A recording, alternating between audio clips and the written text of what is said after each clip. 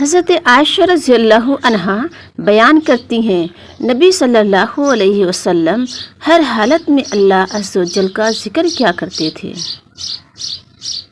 جو مسلمان وضو کرتا ہے اور وہ اپنا وضو اچھی طرح کرتا ہے، پھر کھڑا ہو کر مکمل توجہ کے ساتھ 2 رکعتیں پڑھتا ہے تو اس کے لیے جنت واجب ہو جاتی ہے۔ حضرت عبداللہ بن عمرو رضی اللہ عنہ بیان کرتے ہیں، اللہ کے رسول صلی اللہ علیہ وسلم نے فرمایا، دنیا مکمل طور پر متاع ہے اور بہترین متاع دنیا میں نیک بیوی ہے۔ آپ صلی اللہ علیہ وسلم نے فرمایا کہ تو جس چیز کو بھی اللہ کے ڈر کی وجہ سے چھوڑے گا، اللہ تجھے اس سے بہتر عطا کرے گا۔ اپنی زبان کو قابو میں رکھو، اپنے گھر کی وسعت میں مقید رہو اور اپنی خطاؤں پر روتے رہو۔ بے شک اللہ ایسے مالدار کو پسند فرماتا ہے جو پرہیزگار گمنام ہو۔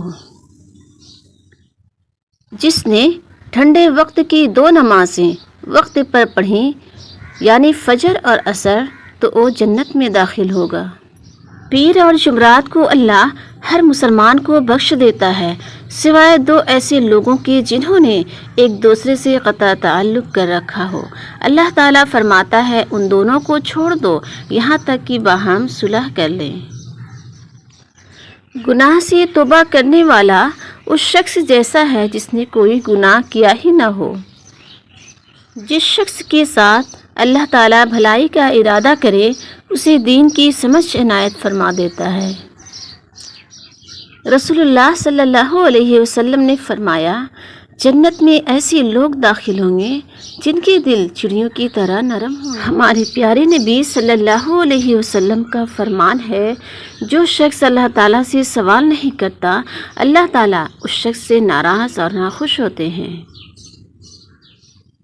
تو جس چیز کو بھی اللہ کی ڈر کی وجہ سے چھوڑے گا، اللہ تجھے اس سے بہتر عطا کرے گا۔ حشر کے دن تم اس کے ساتھ ہوگے جن سے تم نے دنیا میں سچی محبت کی تھی۔ جو کسی کو نقصان پہنچائے گا، اللہ تعالیٰ اسے نقصان پہنچائے گا، اور جو کسی پر سختی کرے گا، اللہ تعالیٰ اس پر سختی کرے گا۔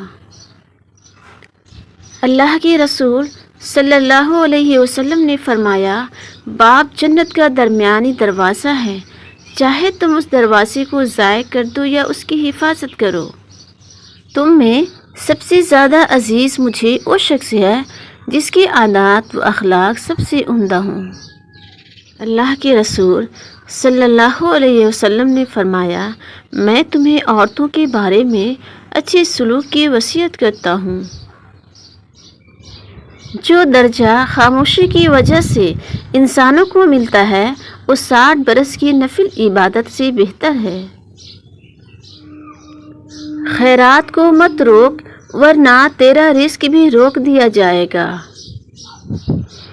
نبی اکرم صلی اللہ علیہ وسلم نے فرمایا، ہر امت کے لیے ایک فتنہ، آزمائش و امتحان رہا ہے، اور میری امت کا فتنہ مال ہے۔ اللہ کے رسول صلی اللہ علیہ وسلم کا فرمان ہے کہ جب بندہ جھوٹ بولتا ہے تو اس جھوٹ کی بدبو کی وجہ سے فرشتہ اس سے 1 میل دور بھاگتا ہے۔ جو بندہ ہر نماز کے بعد آیت الکرسی پڑھ لے، وہ مرتے ہی جنت میں داخل ہوگا۔ جس نے اللہ کے علاوہ کسی کی قسم اٹھائی، اس نے شرک کیا۔ میاں بیوی کو جدا کرنا شیطان کا سب سے زیادہ پسندیدہ عمل ہے۔ تمہارا رب اس نوجوان سے خوش ہوتا ہے جو حرام خواہشات کی طرف مائل نہ ہو۔ مومن دوسرے مومن کے لیے عمارت کی مانند ہے، جس کا ایک حصہ دوسرے حصے کو مضبوط کرتا ہے۔ اللہ کے رسول صلی اللہ علیہ وسلم نے فرمایا، 7 طرح کے لوگ ہوں گے جن کو اللہ اس دن اپنے سائے میں جگہ دے گا، جس دن اس کے سائے کے سوا اور کوئی سایہ نہ ہوگا۔ ان میں ایک وہ شخص جس نے تنہائی میں اللہ کو یاد کیا اور بے ساختہ آنکھوں سے آنسو جاری ہو گئے۔ اللہ کے رسول صلی اللہ علیہ وسلم نے ارشاد فرمایا، جنت والے ہر جمعہ کے روز اللہ سے ملاقات کریں گے۔ کچھ لوگوں کے دل خوبصورت رنگوں کی طرح ہوتے ہیں، جہاں بھی جائیں خوبصورتی بکھیرتے ہیں۔ کہتے ہیں کہ دکھ بانٹنے کے لیے ایک شخص ہی کافی ہوتا ہے، محفلیں تو صرف تماشے دکھانے کے لیے لگتی ہیں۔ ضروری نہیں کہ کوئی بد دعا یا آہ تمہارا پیچھا کرے، بعض اوقات کسی کا صبر بھی تمہاری خوشیوں کی راہ میں رکاوٹ بن سکتا ہے۔ انسان زندگی میں میسر ہر شے کی کمی کے ساتھ ایڈجسٹمنٹس کر سکتا ہے، مگر دینے والا اگر محبت یا عزت میں ذرا سے بھی کمی کر دے تو وہ ناقابل برداشت ہوتی ہے۔